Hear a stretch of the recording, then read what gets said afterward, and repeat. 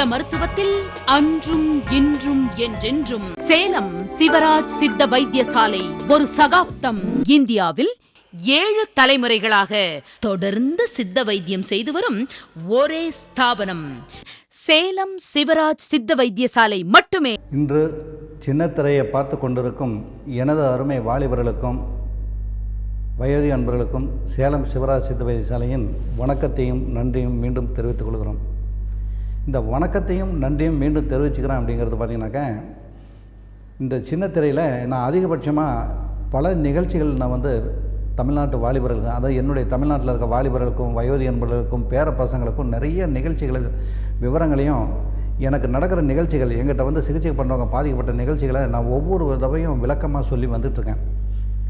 அந்த நிகழ்ச்சியில் இந்த பலகீனத்தினால என்ன மாதிரிலாம் வாழ்க்கை பாதிக்குது, அதனால் வாழ்க்கை என்ன சின்ன பண்ணமாகுதுங்கிறதும் அதிகபட்சமாக நிகழ்ச்சியில் சொல்லி வந்துட்டு இருக்கிற நிகழ்ச்சியில் கன்னியாகுமரியிலேருந்து மெட்ராஸ் வரலும் இந்த வாலிபர்கள் வயோதி அன்பர்கள் அல்லது சின்ன வயசு பேர பசங்க யாராவது ஒருத்தன் திருந்திட்டேன் அப்படின்னு சொல்லியிருந்தா இதுவரையிலும் மனசு வந்து ரொம்ப சந்தோஷமும் மகிழ்ச்சி அடைஞ்சிருப்பேன் அப்படின்னு ஒவ்வொரு நிகழ்ச்சியிலையும் சொல்லியிருந்தேன். ஆனால் இப்போ சமீப காலமாக எனக்கு வர ஃபோன் கால்களையே அதிகபட்சமாக உங்களுடைய நிகழ்ச்சியை நான் கேட்டேன், என்னுடைய வாழ்க்கை இந்த அளவெல்லாம் சின்ன பண்ணமாக ஆயிடுச்சு, நான் இந்த மாதிரிலாம் பாதிக்கப்பட்டுட்டேன், இனிமேல் எனக்கு திருந்துறதுக்கு வழி இல்லையா அப்படின்னு சொல்லி கேட்டோம்.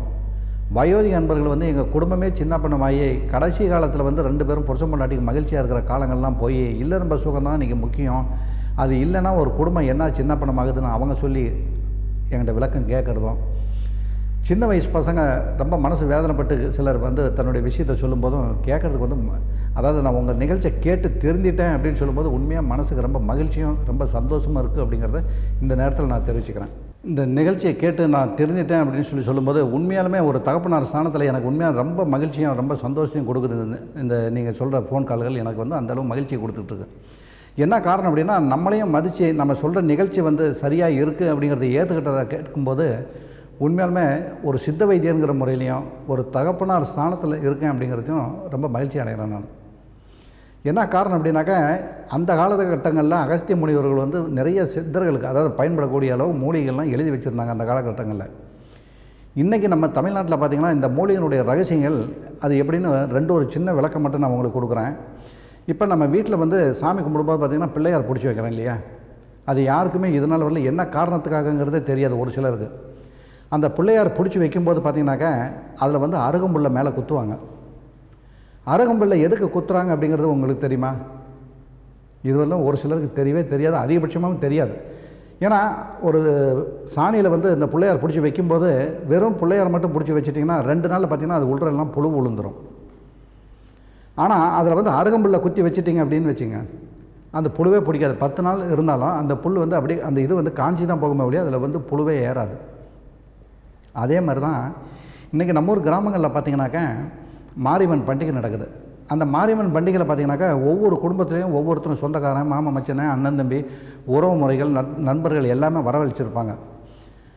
அந்த நண்பர்கள் எல்லாம் வந்துட்டு அந்த மாரியம்மன் பண்டிகை 8 நாள் 10 நாள் நடக்கும். அந்த பண்டிகை முடிச்சுட்டு ஊருக்கு போகும்போது பார்த்திங்கனாக்கா கடைசியாக அந்த ஊரில் வந்து அந்த கோயிலில் மஞ்சள் நீர் ஆட்டம் அப்படின்னு ஒன்று வச்சுருப்பாங்க.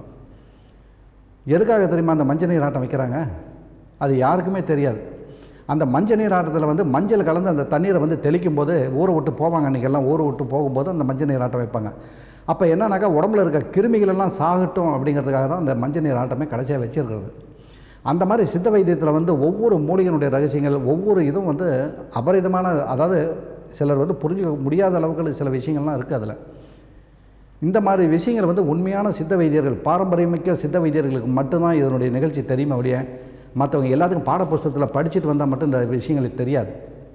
இன்றைக்கி தமிழ்நாட்டை பொறுத்தவரையிலும் இன்றைக்கி அதிகபட்சமான போலி வைத்தியர்கள் என்ன பண்ணிகிட்ருக்காங்க அப்படின்னா, இந்த மாதிரி வந்து மூலிகையினுடைய ரகசியங்களை வந்து தாங்கிட்ட வந்து ஒரு 10 பேர் வேலை செஞ்ச மாதிரி கோயில் குளத்தில் வந்து காவி வேஷ்டி கட்டிக்கிட்டு காவி சட்டை போட்டுட்டு இருக்கிறாங்க இல்லையா, அந்த மாதிரி இருக்கிற பெரியவங்க எல்லாத்தையும் கூட்டிகிட்டு வந்து தாடி வச்சுக்கிட்டு இருக்கிற பெரியவங்க, வெள்ளை தாடி வச்சுக்கிட்டு இருக்கிற பெரியவங்களை கூட்டிகிட்டு வந்து அவங்களுக்கு வந்து அந்த கலர் சட்டை தைச்சி கொடுத்து, இந்த ஆளுங்கள்லாம் இந்த சித்தர்கள்லாம் எங்கள் கம்பெனியில் வந்து வேலை செஞ்சிட்ருக்குறாங்க, இந்த சித்தர்கள் சொல்லி கொடுத்த ஓலைச்சுவடி பிரகாரம் தான் இந்த மூலிகையினுடைய ரகசியங்கள்லாம் நாங்கள் செஞ்சிட்ருக்குறோம், இந்த மருந்தெல்லாம் தயார் பண்ணி கொடுக்குறோம், அதனால் திறமைமிக்க வைத்தியர்கள் அப்படின்னு அவங்களுக்கு ஒரு பட்ட பேரும் ஒரு சித்தர்கள் அப்படிங்கிற ஒரு புனைப்பெயரும் கொடுத்து எங்கிட்ட இவங்கெல்லாம் இந்த காவி வேஷ்டி கட்டிக்கிட்டு காவி துண்டை போட்டுக்கிட்டு இவங்கெல்லாம் எங்கிட்ட வேலை செய்கிறாங்க அப்படிங்கிறது ஒன்றும், படித்த வைத்தியர்கள் நிறைய எங்கிட்ட வேலை செய்கிறாங்க அப்படிங்கிறத வந்து ஒரு குரூப்பாக காட்டுற மாதிரி காட்டி உங்களையெல்லாம் திசை திருப்பிக்கிட்டு ஏமாற்றிக்கிட்டு தமிழ்நாட்டில் போலி வைத்தியர்கள் தான் அதிகபட்சமாக பண்ணுறாங்க. இந்த உண்மையான சித்த வைத்தியர்கள் வந்து இதை வந்து யாருமே செய்ய மாட்டான். ஆனால் போலி வைத்தியர்கள் வந்து இந்த மாதிரி வேஷத்தை கட்டி வைத்தியம் வந்து செஞ்சிட்ருக்காங்க.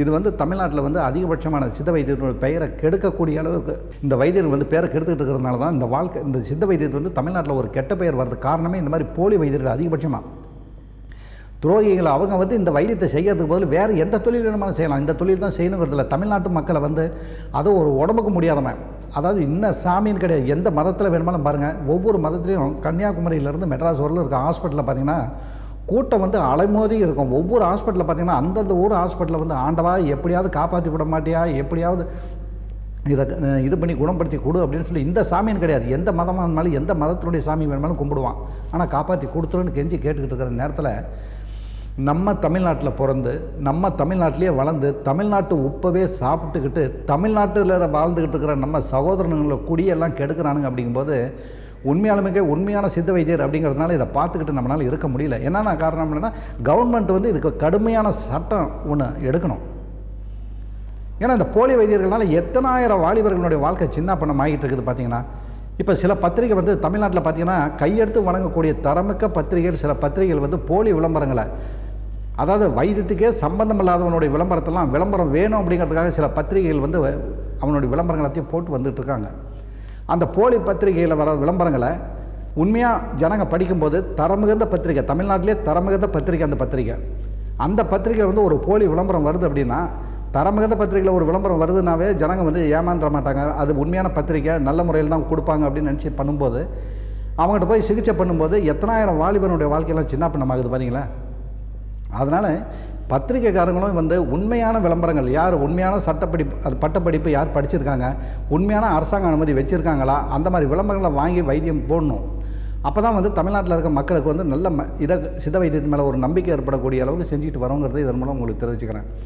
ஏன்னா சித்த வைத்தியத்தில் வந்து பலகீனம் அப்படிங்கிறது பார்த்திங்கன்னா, நீங்கள் அதிகபட்சமாக பாதிக்கப்பட்ட வாலிபர்கள் வந்து இன்னும் அளவுக்கு தான் இல்லை அப்படிங்கிறதுல அதிகபட்சமான சின்ன ஒவ்வொரு ஸ்கூலில் படிக்கும்போதும் சமீபத்தில் வந்து நான் ஒரு நிகழ்ச்சி சொல்கிறேன்.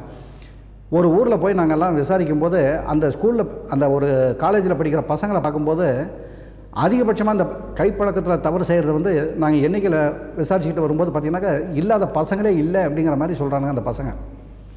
அந்த பசங்களுக்கு வந்து இல்லைப்பா இதெல்லாம் தப்பு, இந்த மாதிரிலாம் செய்யக்கூடாது அப்படின்னாக்கா, ஏங்க எங்களுக்கு ஒரு வடிகால் வேண்டாமா, நாங்கள் தவறு செய்கிறதுக்கு எங்களுக்கு வேறு வழி இல்லையே, அதனால் பெண்ணுக்கிட்ட போக முடியாது, அதனால் இந்த தப்பு செய்யணும் அப்படிங்கிறான். அப்போ இந்த தப்பு செய்யும்போது ஒரு நாள் தப்பு செய்யணும், 2 நாள் தப்பு செய்யணும். ஒரு சிலர் வந்து என்ன சொல்கிறாங்க, இல்லைங்க அந்த கைப்பழக்கத்தில் செஞ்சால் தான் எனக்கு தூக்கமே வருது, அதனால் இந்த தப்பு செய்கிறாங்கண்ணா. இன்னொருத்த வந்து என்ன சொல்கிறாங்க, எனக்கு பிரச்சனை அதிகமாக இருக்குது, அந்த பிரச்சனைக்கு தீர்வு காண முடியல, அதனால் கைப்பழக்கத்தில் செய்கிறேன், அதனால் எனக்கு அந்த தீர்வு கிடைக்கிது அப்படின்னு அவன் சொல்கிறான். அதாவது ஒவ்வொருத்தரும் வந்து இப்போ கொலைக்குத்தம் செய்கிறவங்க கூட ஒரு காரண காரியங்களை சொல்கிற மாதிரி இவனும் அந்த மாதிரி தவறுகள் சொல்லி வந்துட்டுருக்கான். அந்த மாதிரி அதிகபட்சமான வாலிபர்கள் வந்து தமிழ்நாட்டில் வந்து தன்னுடைய சக்தியை வீண் விரயம் பண்ணும்போது, ஒரு சொட்டு இந்திரியம் வீண் பண்ணும்போது 60 சொட்டு ரத்தம் வீணாகுது இல்லையா. அப்போ 240 சொட்டு ரத்தத்தை வீண் பண்ணும்போது அப்போ உச்சந்தலையிலேருந்து கால் அடிவாங்க உள்ள நாடி நம்ம பூரா சில வலுவை இழந்துருது இல்லையா. அப்போ வலுவை இழக்கும்போது நீ இல்லறம்பத்துக்கு ஈடுபடுறதுக்கு தகுதி இல்லாத ஸ்டேஜுக்கு வரும்போது தாய் தகப்பனார்கள் இல்லறம்பத்துக்கு ஈடுபடுறதுக்கு வேணுங்கிற இதை பண்ணும்போது மேரேஜ் பண்ணுறாங்கன்னு வச்சுங்க. மேரேஜ் பண்ணும்போது அந்த பையனுடைய வாழ்க்கை சின்ன பின்னமாகுது இல்லையா. அதனால தான் தமிழ்நாட்டில் பிறந்த வளர்ந்த வாலிபர்கள் அத்தனை பேர்த்தையும் நான் வந்து கையெடுத்து கும்பிட்றேன். ஏன்னா தமிழ்நாட்டை தவிர வேறு எந்த மொழி மாவட்டத்தில் போய் பார்த்தீங்கன்னாலும் இந்த பலகீனத்தில் பாதிக்கப்பட்டவங்களுக்கு இந்த அளவு சொல்லி இந்த அளவு உங்களையெல்லாம் திசை திருப்பக்கூடிய அளவுக்கு இதுவரை யாரும் இல்லை அப்படிங்கிறத நான் வந்து ஆணித்தரமாக இதில் தெரிவிச்சுக்கிறேன். அதனால தான் நான் அதிகபட்சமாக என்னுடைய தமிழ்நாடுன்னு உரிமை எடுத்து நான் பேசுகிறது காரணமே, என்னுடைய தமிழ்நாட்டில் நான் இந்த தமிழ்நாட்டில் பிறந்திருக்கேன், இந்த தமிழ்நாட்டில் தான் வளர்ந்துருக்கேன், இந்த தமிழ்நாட்டில் ஆளாகி இந்த தமிழ்நாட்டிலே மடி போகிறேன். நான் என்னுடைய தமிழ்நாட்டில் இருக்க வாலிபர்களுக்கும் வயோதிகர்களுக்கும் நான் சொல்லாமல் வேறு யார் தான் சொல்ல முடியும். அதனால் இந்த நிகழ்ச்சி எப்படின்னாக்கா, என்னுடைய தமிழ்நாட்டில் இருக்க வாலிபர்களுக்கும் வயோதிகர்களுக்கும், அதாவது என்னுடைய பேரப்பசங்களுக்கும் மகனுக்கும், நீங்கள் நல்லா இருக்கணும், உங்கள் வாழ்க்கை நல்ல முறையில் வரணும், நீங்கள்லாம் மகிழ்ச்சியோட திருமணம் பண்ணிக்கிட்டு கணவன் மனைவியோட நல்ல முறையில் இருக்கணும் அப்படிங்கிற ஆதங்கத்தை தான் நான் இதை பேசி வந்துட்டுருக்கேன். இது வந்து எப்படின்னாக்கா சித்த வைத்தியத்தில் பலகீனத்தில் பாதிக்கப்பட்டதுனால அதனால் வாழ்க்கை என்ன அளவுலாம் சின்ன பண்ணம் ஆகுது. அப்போ அவனுடைய வாழ்க்கை எந்த அளவுக்கு வீணாகுது. அப்பா அம்மா சொன்னதுக்கப்புறம் திருமணம் பண்ணும்போது அந்த பையனுடைய வாழ்க்கை, அந்த பொண்ணுடைய வாழ்க்கை, அந்த பெண்ணுடைய பெற்ற தாய் தப்பனோட வாழ்க்கைலாம் எந்த அளவுக்கு சின்ன பண்ணம் ஆகுது அப்படிங்கிற ஒரு நிகழ்ச்சியாகும். குழந்தை பாக்கியம் இல்லை அப்படின்னா அவங்க வாழ்க்கை என்ன அளவுக்குலாம் சின்ன பண்ணமாகுது. 3 நிகழ்ச்சியாக நான் பிரித்து ஒவ்வொரு நிகழ்ச்சியாக சொல்லி வந்துட்டுருக்கேன். இந்த ஒவ்வொரு நிகழ்ச்சியிலையும் இந்த பலகீனம் ஏன் ஏற்படுது அப்படின்னாக்கா 13 வயசுலேருந்து இன்றைக்கி வந்து பார்த்திங்கன்னா கைப்பழக்கத்தில் இல்லாத நபர்களே கிடையாது அப்படிங்கிற ஸ்டேஜில் இன்றைக்கி வந்து பண்ணிக்கிட்டு இருக்காங்க. அப்போ ஒரு குறிப்பிட்ட ஸ்டேஜுக்கு வரும்போது அவன் இல்லறம்பத்துக்கே ஈடுபடுறதுக்கு தகுதி இல்லை அப்படிங்கிற ஸ்டேஜ் வரும்போது அவன் படிப்புலையும் நாட்டம் பண்ண முடியாது, தொழிலையும் நாட்டம் போகாது, எல்லா விதத்துலையும் பாதிக்கப்பட்டுருவான். அதனால தான் கண்ணு வேண்டாடா சாமி, இதில் தப்பு செய்யாத, வாழ்க்கை சின்ன பண்ணமாகி போயிடும், திருந்திக்க அப்படின்னு சொல்லி பல நிகழ்ச்சியில் நான் வந்து உன்னுடைய பெத்த தாய் தப்பனார் உரிமை எடுத்துக்கிறத விட அதிகபட்சமான உரிமை எடுத்து நான் அந்த விஷயத்தை சொல்லி வந்துட்டுருக்கேன். அதனால் இந்த மாதிரி பலகீனத்தில் பாதிக்கப்பட்ட வாலிபர்கள் சேலம் தலைமை ஆஃபீஸில் தினசரி காலையில் 6 மணிலேருந்து சாயந்தரம் 6 மணி வரல நான் உனக்காக வாழ்ந்துகிட்டு இருக்கேன். நான் பணம் காசு சம்பாதிக்கணும், நான் பொருள் ஈட்டணும், என் பொண்டாட்டி பிள்ளைங்க நல்லா இருக்கணும், நான் இதுவரை நினைக்கல. நீங்களாம் மகிழ்ச்சியாக சந்தோஷமாக எங்களுக்கு தெரிஞ்ச தொழில் ரகசியங்களை உங்களுக்கு சொல்லணும் அப்படிங்கிற ஆதங்கத்தில் தான் நான் இந்த நிகழ்ச்சியை சொல்லி வந்துட்டுருக்கேன். அதனால் சேலம் தலைமை ஆஃபீஸில் வந்து என்ன மாதிரி பலகீனத்தில் பாதிக்கப்பட்டிருந்தாலும் ஒரே ஒரு வந்து அணுகிப்பார், ஆலோசனை பண்ணுறதுக்கு நான் பணம் காசாக கேட்குறேன். நம்மகிட்ட பேர பையனுக்கு சொல்கிறதுக்கும் மகனுக்கு சொல்கிறதுக்கும் காசை கூட நான் கேட்பாங்க யாராவது. அதனால் நீ வந்து உரிமையோடு வந்து கேளு, எந்த மாதிரி பலகீனத்தில் பாதிக்கப்பட்டிருந்தாலும் சரி அதுக்கு உண்டான விளக்கத்தை சொல்லி அதுக்கு உண்டான பரிகாரத்தை சொல்கிறேன். விருப்பப்பட்டதுனால நீ சிகிச்சை பண்ணிக்கலாம். ஆனால் அது சிகிச்சை பண்ணுறதுக்கு முன்னாடி எங்களோட தலை சிறந்த சித்த வைத்தியர்கள் வந்து தமிழ்நாட்டில் நிறைய இருக்காங்க. மதுரையில் இருக்காங்க, திருநெல்வேலியில் இருக்காங்க, நாகர்கோயிலில் இருக்காங்க. அவங்ககிட்ட கூட போய் வைத்தியம் பண்ணிக்கங்க. அவங்க நல்ல முறையில் பண்ணி கொடுக்குறாங்க அப்படின்னா அவங்ககிட்ட பண்ணிக்கங்க. ஆனால் அதே சமயத்தில் இந்த பலகீனம் இல்லைன்னு ஈடுபாடு முடியாமல் குழந்தை பாக்கியம் இல்லை அப்படிங்கிறது வந்து சேலம் சிவராஜ் சித்த வைத்தியசாலை தவிர வேறு எங்கேயும் பண்ண முடியாது அப்படிங்கிறது ஆணித்தரமாக ஆதாரமாக இதில் சில நிகழ்ச்சி நான் படிப்படியாக சொல்லி வந்துட்டுருக்கேன். ஏன்னா நாட்டில் இருக்க துரோகி அப்படிங்கிறோம். நாட்டில் இருக்க துரோகியில் பெரிய துரோகி யார்? சித்த வைத்தியத்தை பொறுத்தவரை சொல்கிறேன். இல்லறம்பத்தில் அதாவது கன்னித்தன்மையோடு இருக்கிற ஒரு பெண்ணை திருமணம் பண்ணி வந்து அந்த பெண்ணை இல்லறம்பத்துக்கே ஈடுபட முடியாமல் அம்மா சொன்னால், ஆயா சொன்னால், அத்தை சொன்னால், மாமன் சொன்னான்னு சொல்லிட்டு வீட்டோடு வச்சுக்கிட்டு இருக்கான் பாருங்கள், அவன் தான் நாட்டில் இருக்க துரோகி. வாழ்க்கையில் நீங்கள் எந்த பாவத்தை வேணுமானு பண்ணிவிடு, ஆனால் ஒரு பெண்ணை வந்து இல்லறம்ப சுகத்தை கொடுக்காமல் வீட்டோடு வச்சுட்டு இருக்கிறான் பாருங்கள், அவன் மாதிரி இருக்கிற துரோகி நாட்டில் பெரிய துரோகி வேறு எவனுமே கிடையாது. உன்னால் முடியலைன்னா கல்யாணம் பண்ணாமல் விட்டுடு. முடியும் அப்படின்னா ஒரு பெண்ணை இல்லறம்பத்தில் ஈடுபட்டு அந்த பெண்ணை திருப்திப்படுத்தி அந்த பெண் எனக்கு போதுங்க விட்டுடுங்க அப்படின்னு சொல்கிற அளவு இல்லறம்பத்தில் ஈடுபட்டால் முடியும் அப்படிங்கிற திறமை இருந்ததுன்னா நீ கல்யாணம் பண்ணு. இல்லைன்னா விட்டு, அப்பா அம்மா சொல்கிறாங்கிறதுக்காக பண்ணாத, ஓடி போய்டு, சன்னியாசியாக ஓடி போய் தொலைஞ்சிரு. இல்லைன்னா சேலத்தில் வா, ஒரு பெத்த தகப்பனார் இருக்கிற மாதிரி நினச்சிட்டு வா, நான் வந்து உன்னுடைய தகப்பனார்கிட்ட சொல்லி உனக்கு வேணுங்கிறத செஞ்சு கொடுத்து உன் வாழ்க்கை மகிழ்ச்சியாக இருக்கிற அளவுக்கு நான் பண்ணித்தரேன். அதே சமயத்தில் வரவங்க எல்லாத்தையுமே குணப்படுத்த முடியும் அப்படிங்கிறது இது என்னால் முடியாது சாமி, என்னால் முடியாது. முடியும் அப்படிங்கிற ஸ்டேஜ் இருக்கிறவனுக்கு மட்டும்தான் என்னால் பண்ண முடியும். என்ன காரணம் அப்படின்னா தினசரி வைத்தியசாலைக்கு பார்த்தீங்கன்னா முன்னையெல்லாம் 3 பேர் 4 பேர் வரதே அதிசயமாக இருக்கும். இன்றைக்கி வந்து 20-25 பேர் குணப்படுத்த முடியல அப்படிங்கிறான். நாடி துடிப்பை பார்க்கும்போதே அவனை எப்படி கடுமையாக சண்டை போடுறதுன்னு தெரியல. அந்தளவுக்கு நாடி துடிப்பை இழந்து, அதாவது ஒரு 2 காய் பகுதியும் இப்படி இருக்குன்னு வச்சுங்க, ஆண்குறி வந்து கீழே விழுந்துருச்சு அப்படின்னாக்க எத்தனை சொத்து பத்து விற்று பண்ணாலும் குணப்படுத்த முடியாது அப்படின்னு சொல்கிறாங்களே, அந்த ஸ்டேஜுக்கு போடுறான். அப்போ அவனுடைய வாழ்க்கை வந்து முற்றுப்புள்ளி ஆகிப்படுது. ஆனால் அதில் கொஞ்சம் மாற்றங்கள் இருந்தால் கூட குணப்படுத்த முடியும் அப்படிங்கிற ஸ்டேஜில் இருந்தால் அவனை வந்து நல்ல முறையில் குணப்படுத்தி அவன் மகிழ்ச்சியாக திருமணம் பண்ணி மனைவியோட சந்தோஷமாக இருக்கிற அளவுக்கு நிச்சயமாக எங்களால் பண்ணி கொடுக்க முடியும். ஏன்னா எங்கள் மருந்தில் வந்து பாசானங்கள் சம்மந்தப்பட்டதோ போத வஸ்துகளோ இல்லை வேறு செந்தூர வகைகளோ எதுவுமே இதில் கலக்கிறது கிடையாது. ஏன்னா எங்கள் மருந்துகள் வந்து காலங்கள் அதிகமாகும், 6 மாதம் 9 மாதம் 12 மாதங்கள் ஆகும். எப்படி நம்ம மெத்தப்படிக்கட்டில் நம்ம ஏறி போகிறோமோ அதே மாதிரி தான் இறங்கி ஆகிடுமே ஒழிய எகிரி கீழே குதிக்க முடியாது. ஆனால் சித்த வைத்திய மூலிகை மருந்துகளை வந்து நம்ம படிப்படியாக பண்ணிகிட்டே வரும்போது எந்த மாதம் நமக்கு போதும் அப்படி திருப்திப்பட்டாலும் குறைந்தது 6 மாதம் 9 மாதம் சாப்பிட்டுட்டு வரும்போது போதும் அப்படின்னா மருந்து நிறுத்திக்கலாம். ஆனால் அதே சமயத்தில் வந்து எனக்கு 2 மாதத்தில் பண்ணி கொடுங்க, 4 மாதத்தில் பண்ணி கொடுங்க அப்படின்னா பண்ண முடியாது அப்படிங்கிறத இதன் மூலம் நான் உங்களுக்கு தெரிவிச்சுக்கிறேன். ஏன்னா சித்த வைத்திய மருந்துகள் வந்து பத்தியத்தோடு இருக்கணும். சில பத்தியங்களுக்கு வந்து கடுமையான பத்தியம் இருக்கும், சிலதுக்கு வந்து பத்தியம் இருக்காது. அந்த பத்தியத்தை கடைப்பிடிச்சிட்டு வரும்போது தான் அதை வந்து நம்ம குணப்படுத்தக்கூடிய ஸ்டேஜில் வந்துட்டுருக்கோம். அதனால் அது எந்த மாதிரி நீங்கள் பலகீனத்தில் பாதிக்கப்பட்டிருந்தாலும் சரி, இல்லறம்பத்துக்கே ஈடுபடுறதுக்கு தகுதி இருந்தாலும் சரி, தாய் தகப்பனார்கள் சொல்லுகிறாங்க அப்படிங்கிறதுக்காக வெக்கப்பட்டு கொண்டோ வேதனை அதை இது வெளியே சொல்ல முடியாமல் திருமணம் செஞ்சு உங்கள் வாழ்க்கையை சின்ன பண்ண மடக்காதீங்க. ஏன்னா இதில் வந்து ஆணோ பெண்ணோ இழந்த சக்தியை திரும்ப பெற வேண்டுமானால் அவர்களின் உடல் பலகீனத்தை பொறுத்து குறைந்தது 6 மாதம் 9 மாதம் 12 மாதங்கள் மருந்தை தொடர்ந்து சாப்பிட்டால் தான் ஓரளவு நல்ல முறையில் பண்ணி கொடுக்க முடியும் அப்படிங்கிறத இதை நான் வந்து தெரிவிச்சுக்கிறேன். அதாவது தமிழ்நாட்டில் பொறுத்தவரை என்ன சொல்கிறேன் அப்படின்னா இல்லறம்ப ஈடுபாடு அப்படிங்கிறது பார்த்திங்கனாக்கா சர்வசாதாரணமாக இன்றைக்கி வந்து நிறைய பேர் வந்து இல்லறம்ப சுகம் எப்படின்னா வந்தம் போனோம் அப்படிங்கிற மாதிரி இருக்காங்க. அந்த மாதிரி இல்லறம்ப சுகம் அனுபவிக்கக்கூடாது. அதுக்கு ஒரு சின்ன உதாரணம் என்ன சொல்கிறேன் அப்படின்னாக்கா, அதாவது சர்க்கரை இருக்குதுன்னு வச்சுங்க, சர்க்கரை எடுத்து 2 ஸ்பூன் எடுத்து வாயில் போட்டிங்கன்னா அப்படியே என்ன பண்ணுவீங்க, சப்பி சாப்பிட்ருவீங்க இல்லையா? அந்த மாதிரி இல்லறம்ப சுகம் வந்து அனுபவிக்கக்கூடாது. இல்லறம்ப சுகம் அப்படிங்கிறது வந்து கடுகளவு சின்ன புளி இருக்கு இல்லையா, அந்த புளி எடுத்து வாயில் போட்டிங்கன்னா என்ன பண்ணுவீங்க, கண்ணை மூடி அந்த டேஸ்ட் பண்ணி அந்த சப்பி சாப்பிட்றீங்க இல்லையா, அந்த சுகம் தான் இல்லறம்ப சுகத்தில் இருக்கணும். அந்த மாதிரி இல்லறம்ப சுகம் ஈடுபடும் போது தான் இன்றைக்கி வந்து தமிழ்நாட்டை பொறுத்தவரை எப்படி இருக்காங்க அப்படின்னா, வந்தோம் போனோங்கிற ஸ்டேஜில் இருக்காங்க. அந்த மாதிரி சுகம் இருக்கக்கூடாது. இந்த மாதிரி புளி சாப்பிட்ற சுகம் இருந்தால் தான் உங்களுக்கு 60-65 வயசு ஆனால் கூட நீங்கள் 2 பேரும் புருஷன் பொண்டாட்டிங்க எங்கேயாவது உட்காந்து பேசிகிட்டு இருக்கும்போது கூட அந்த பழைய சிந்தனைகள் நினைவுகள் உங்களுக்கு வந்து மனசில் வந்து ஊஞ்சல் ஆடிக்கிட்டு இருக்கும். அது இன்றைக்கி தமிழ்நாட்டை பொறுத்தவரை எத்தனை பேருக்கு அந்த பாக்கியங்கள் கிடச்சிருக்கு பார்த்தீங்கன்னாக்கா எண்ணிக்கையில் தான் இருக்குமே ஒழிய இவ்வளோ பேர் இருக்காங்க அப்படிங்கிறது யாருனாலையுமே சொல்ல முடியாது.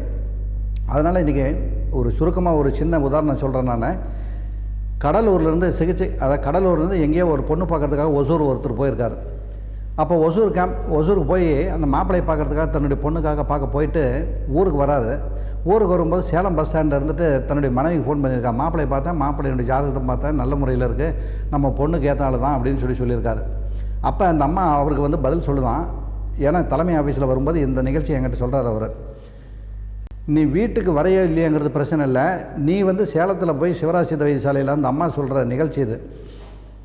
கணவன்கிட்ட சொல்கிறாங்களாம் ஃபோனில், நீ சேலம் சிவராஜ் சித்த வைத்தியசாலையில் போய் ஆலோசனை பண்ணி பாரு, உன்னால் இல்லறம்பத்துக்கு ஈடுபட்டு என்னை திருப்திப்படுத்தக்கூடிய அளவுக்கு உன் உடம்பை கொண்டுகிட்டு வர முடியும் அப்படின்னு சொன்னாக்க நீ வந்து கடலூரில் வந்து நம்ம பிள்ளைக்கு கல்யாணத்தை ஏற்பாடு பண்ண முடியல அப்படின்னா நீ வீட்டுக்கே வராத, பிள்ளைக்கு வேணுங்கிற கல்யாணத்தை நான் பண்ணி ஏற்பாடு பண்ணிக்கிறேன் அப்படின்னு சொல்லி வந்து அந்த அம்மா சொன்னதாக வந்து அவர் என்கிட்ட சொல்லிட்டு அழுகிறார். இந்த வயசில் வந்து இல்லறம்ப சுகம் ஒன்று அப்படிங்கிறது தேவையே கிடையாது. ஆனால் பிள்ளைக்கு கல்யாணம் பண்ணுற வயசில் இல்லறம்ப சுகம் கேட்குறாங்க அப்படிங்கும்போது அப்போ ஒரு சில பெண்கள் அந்த மாதிரி கேட்கும்போது நீங்கள் எத்தனை கோடி ரூபாய் பணத்தை கொடுத்தாலும் அவங்க வந்து திருப்தி அடைய மாட்டாங்க. அந்த இல்லறம்ப சுகங்கிறது கொடுத்தா தான் அந்த வாழ்க்கை சந்தோஷமாக இருக்கும். ஏன்னா கடைசி காலகட்டங்களில் இன்றைக்கி தமிழ்நாட்டை பொறுத்தவரை இந்த மாதிரி நிகழ்ச்சிகளை வந்து அதிகபட்சமாக இருக்குது. இந்த நிகழ்ச்சிகளை வந்து நான் ஒவ்வொரு நிகழ்ச்சியிலையும் உங்களுக்கு படிப்படியாக ஒவ்வொருத்தரும் பாதிக்கப்பட்ட நிகழ்ச்சியை என்கிட்ட சொல்லும்போது அந்த நிகழ்ச்சிகளை வந்து உங்களுக்கு ஒரு படிப்படியாக அமையும் அப்படிங்கிறத நான் ஒவ்வொரு நிகழ்ச்சியிலும் சொல்லி வந்துகிட்ருக்கேன். பாரம்பரியம் மிக்க சித்த வைத்தியசாலையிலிருந்து இந்த விளக்கத்தை நான் சொல்கிறேன். நான் ஏன்னா பலகீனம் அப்படிங்கிறது சித்த வைத்தியத்தில் மட்டும்தான் பண்ண முடியும்னா சிவராஜ் சிவகுமார்கிட்ட தான் போய் பண்ணணும் அப்படிங்கிற அவசியமே கிடையாது. தமிழ்நாட்டில் எண்ணற்ற வைத்தியசாலை பெரியவங்கள்லாம் நிறையா இருக்காங்க. அவங்ககிட்ட போய் வைத்தியம் பண்ணி நல்ல முறையில் பண்ணிக்க, எங்கிட்ட வா அப்படின்னு நான் கூப்பிடல. ஆனால் இந்த பலகீனத்தை வந்து சேலம் சிவராஜ் சித்த வைத்தியசாலை தவிர தமிழ்நாட்டில் வேறு யாருனாலையும் செஞ்சு கொடுக்க முடியாது அப்படிங்கிறத இந்த நிகழ்ச்சி நான் வர படிப்படியாக நான் சொல்லி வரேன். அதனால் தமிழ்நாட்டில் எனது பேர குழந்தைகளும் மகன் போன்ற வாலிபர்களும் இந்த பலகீனம் சம்மந்தப்பட்டதுக்கு நல்லா யோசனை பண்ணி திறமை யாருக்கிட்ட இருக்குது, நல்ல முறையில் செய்கிறாங்க அப்படின்னு பாரு. ஏன்னா இப்போ ஒரு கெட்டதை சொல்லும்போது சின்ன பசங்களுக்கெல்லாம் பார்த்தீங்கன்னாக்க நல்லா இருக்கிற மாதிரி தான் இருக்கும். இப்போ கைப்பழக்கத்தில் செய்கிறது வந்து தப்பு இல்லை அப்படின்னு அவங்க சொல்லும்போது, கைப்பழக்கத்தில் செய்கிறது தப்பு இல்லைன்னு சொல்லும்போது சின்ன வயசு பசங்களுக்கு அதில் ஒரு சந்தோஷம் அனுபவிச்சுட்டு இருக்கிறதுனால அவர் சொல்கிறது தான்டா நல்ல முறை, அவர் சொல்கிறார் பார், விந்து எவ்வளோ வெளியானாலும் நல்லா பண்ணிக்கலாம்னு சொல்கிறார், அதனால் அவர் பேச்சை கேட்கலாண்டா அப்படின்னு சொல்லி கேட்குறானுங்க. அது வந்து தவறு. அந்த மாதிரி பண்ண முடியாது. விந்து உற்பத்திங்கிறது ஒரு ஸ்டேஜ் தான். இரவுங்கிறதும் பகலுங்கிறதும் மாறி வந்துக்கிட்டு இருக்கோம். அதனால் நம்ம இறப்பை நோக்கி நெருங்கிறதுனால ரொம்ப ஜாக்கிரதையாக இருந்தீங்கன்னா தான் இதில் பண்ண முடியும் அப்படிங்கிறதுனால உங்களுக்கு விவரம் சொல்கிறேன். அதனால் இந்த சித்த வைத்தியத்தை நம்பாததும் உங்களுடைய விருப்பத்தை பொறுத்து நான் விட்டுறேன். நீங்கள் முடிவெடுத்து நல்ல முறையில் உங்களுக்கு எங்கே திருப்தியோ அங்கே போய் செஞ்சுக்கங்க. நான் வேண்டான்னு சொல்லலை. கண்ணு, இந்த குழந்தை பாக்கியம்னு சொல்கிறாங்க பாரு, இந்த குழந்தை பாக்கியத்துக்கு அத்தியாவசியமாக நான் இன்றைக்கி வந்து கம்ப்ளீட்டாக நம்ம தமிழ்நாட்டில் இருக்க பேர பசங்களுக்கும் மகன் போன்ற வாலிபர்களும் சொல்லி வரணும் அப்படிங்கிறதுனால தான் இதை வந்து நான் அதிகபட்சமாக இந்த நிகழ்ச்சியில் நான் சொல்லி வரேன். இது யார் மனதையும் புண்படுத்துகிற மாதிரியோ யார் மனதை குறை சொல்கிற மாதிரியோ மாற்று மருந்து செய்கிறவங்களை வந்து நான் தப்பு அப்படிங்கிறத நான் சொல்லலை. ஏன்னா இந்த குழந்தை பாக்கியம் அப்படிங்கிறது பார்த்தீங்கன்னாக்கா புருஷன் பொண்டாட்டிங்க 2 பேரையும் கூட்டிகிட்டு வாங்கங்கிறான். புருஷன் பொண்டாட்டிங்க 2 பேரையும் கூட்டிகிட்டு இருந்தால் புருஷன் பொண்டாட்டிங்க 2 பேரும் வரும்போது அந்த பெண்ணுக்கு என்ன சொல்கிறாங்க, அந்த பெண்ணை வந்து டெஸ்ட் எடுக்கிறாங்களோ டெஸ்ட் எடுக்கலையோ, பொய்யை சொல்கிறாங்களோ உண்மையை சொல்கிறாங்களோ இல்லை ஏமாத்துறாங்களோ இல்லை நடிக்கிறாங்களோ என்னன்னு தெரியாது. உடனே ஒரு பெண்ணுக்கு ஆண்டவன் வந்து இதுவரை தமிழ்நாட்டில் உள்ள பெண்கள் எந்த பெண்களையுமே ஆண்டவன் வந்து குறை கொடுத்ததே கிடையாது. ஆண்டவன் எந்த பெண்களுக்குமே தமிழ்நாட்டு பெண்களுக்கு குறை கொடுத்தது கிடையாது. ஏன்னா பெண்கள் வந்து பாவப்பட்டவங்க. அது எப்படின்னாக்க தமிழ்நாட்டில் நம்மெல்லாம் கையெடுத்து வணங்கக்கூடியவங்க. அவங்கள போய் தமிழ்நாட்டில் இப்படி தான் சொல்லணும் அப்படி தான் சொல்லணும்னு ஏமாத்துறத பாரு எப்படி ஏமாத்துறாங்க அப்படின்னாக்க, பெண்களை போய் டெஸ்ட்டுக்குன்னு உட்காரும்போது நாங்கள் ஒன்று டெஸ்ட் எடுக்கணும் அப்படின்ட்டு டெஸ்ட் எடுத்துகிட்டு வந்து அந்த டெஸ்ட்டில் பார்த்தீங்கன்னாக்க இல்லாத பொய் இன்னும் என்னென்ன பொய்யோ அத்தனை பொய்யும் சொல்லுவாங்க. எப்படி சொல்லுவாங்க? உனக்கு வந்து விந்து போகிற குழாயில், கர்ப்பப்பைக்கு விந்து போகிற குழாயில் வந்து தடைப்பட்டு போச்சு. ஐயோ உனக்கு விந்து போகிற குழாயில் தடைப்பட்டு போச்சு கண்ணு அப்படிம்பாங்க. விந்து போகிற குழாயில் தடைப்பட்டு போச்சும்பாங்க. அப்புறம் அதுலேயே இன்னொரு பொய் சொல்கிறது, கர்ப்பப்பை உனக்கு ரொம்ப சின்னதாக போச்சு, என்ன பாவம் பண்ணியோ தெரில, உனக்கு பிறக்கும்போதே அந்த மாதிரி ஆயிடுச்சா என்னன்னு தெரியல, உனக்கு கர்ப்பப்பை வந்து ரொம்ப சின்னதாகிடுச்சு, அதனால் கரு தரிக்கக்கூடிய சந்தர்ப்பத்தை நீ இழந்துட்டேன்னு சொல்கிறது. அப்புறம் கர்ப்பப்பைக்குள்ளே நிறைய கட்டிங்கெலாம் இருக்குது, கர்ப்பப்பைக்குள்ளே நிறையா கட்டிங்கெலாம் இருக்குது அப்படின்னு சொல்லிட்டு இன்னும் சில பொய்களை வந்து அதிகபட்சமாக சொல்கிறாங்க.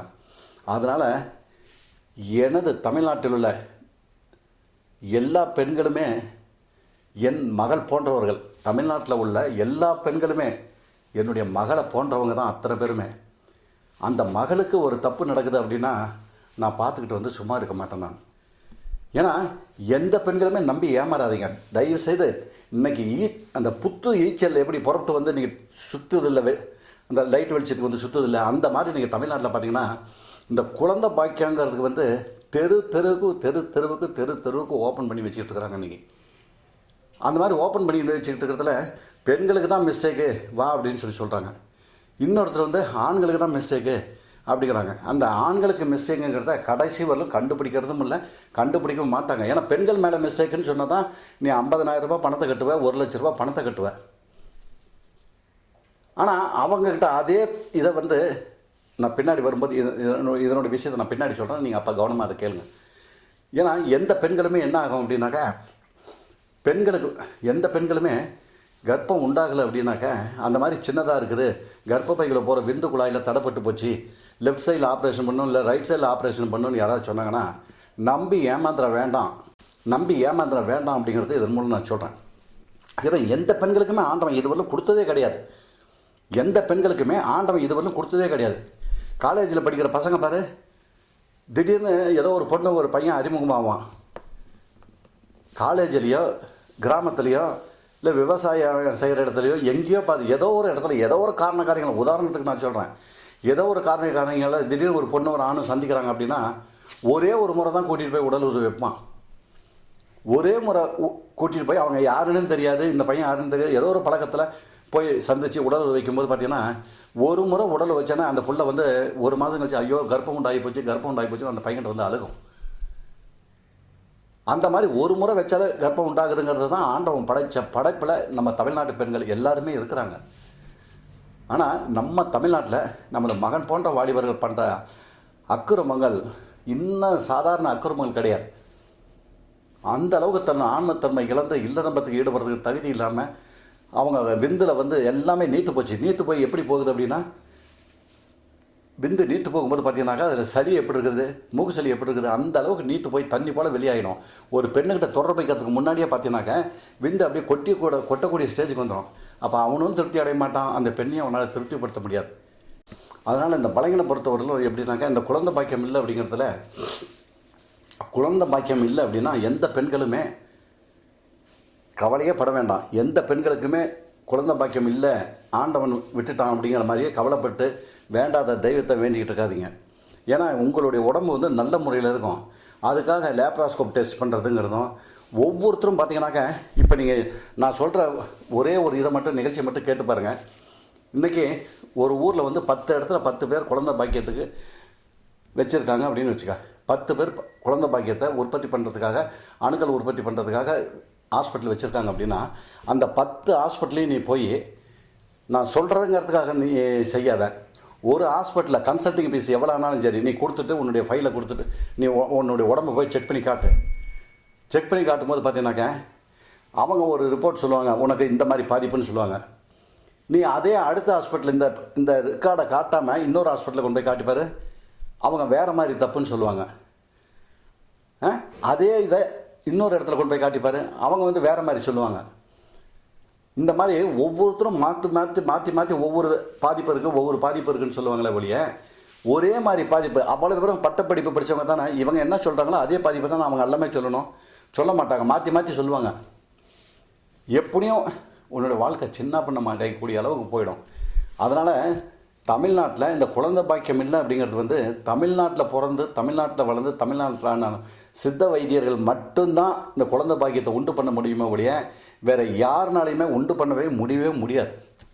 ஆனால் அதே சமயத்தில் வந்து சக்கரை வியாதியில் பாதிக்கப்பட்டவனோ, ட்ரிங்க்ஸ் அதிகமாக சாப்பிட்டு தன்னுடைய ஆன்மத்திறமை இழந்து பாதிக்கப்பட்டவனோ தயவுசெய்து வர வேண்டாம் அப்படிங்கிறது எதிர் மூலம் தெரிவிச்சுக்கிறோம். ஏன்னா அது மாதிரி ட்ரிங்க்ஸு சாப்பிட்ருந்தாலும் சரி, சக்கரை வியாதியில் பாதிக்கப்பட்டவங்களுக்கு சிகிச்சை பண்ண முடியாது அப்படிங்கிறத தெரிவிச்சுக்கிறோம். என்ன காரணம் அப்படின்னா, சக்கரை வியாதியில் பாதிக்கப்பட்டவங்களுடைய வாழ்க்கை இல்லை என்பதுக்கு இனிமேல் ஈடுபடவே முடியாது அப்படிங்கிற செயலில் தான் ஒவ்வொருத்தருமே இருப்பாங்க.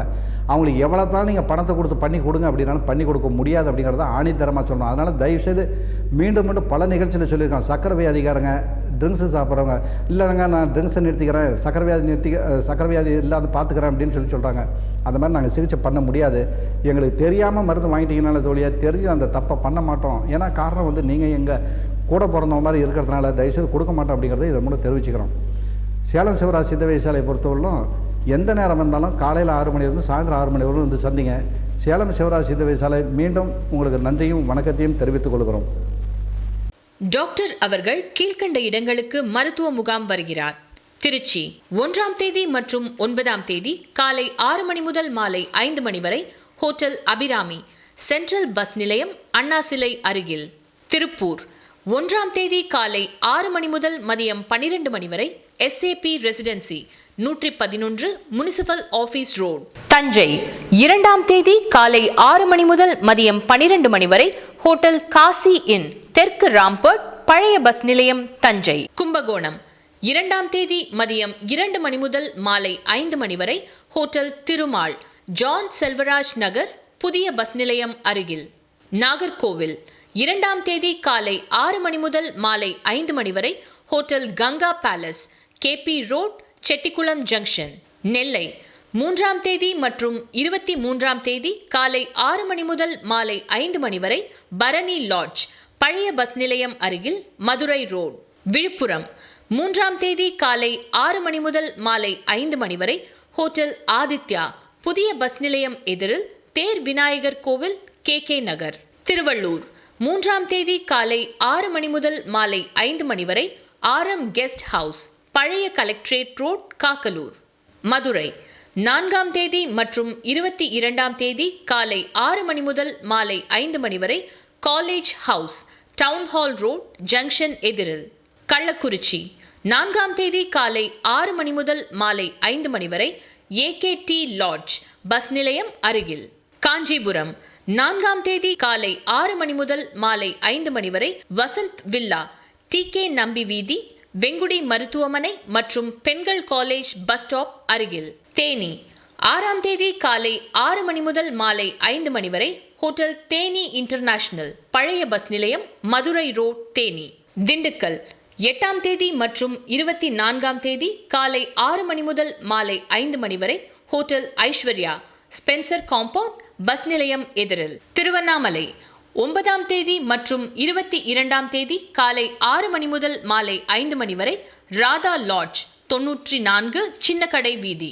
வேலூர் 11ஆம் தேதி காலை 6 மணி முதல் மாலை 5 மணி வரை hotel Ranga lodging house, number 3, தென்னைமரம் தெரு. கடலூர் 11ஆம் தேதி காலை 6 மணி முதல் மதியம் 12 மணி வரை hotel car lodge, 62, Lawrence road. Chidambaram மதியம் 2 மணி முதல் மாலை 5 மணி வரை ஜெயராம் லாட்ஜ், 24, SP கோயில் தெரு.